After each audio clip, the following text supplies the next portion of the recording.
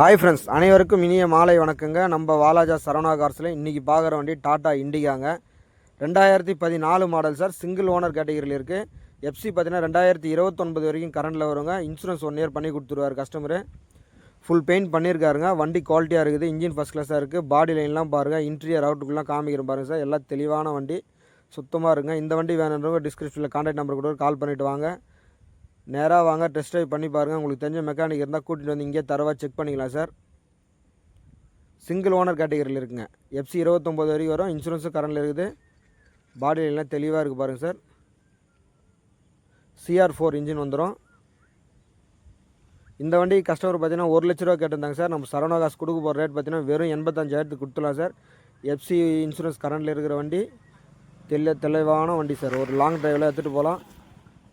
சுத்தமாக இருக்குது சார். வந்து பாருங்கள். நன்றி, வணக்கம், தேங்க்யூ ஆல்.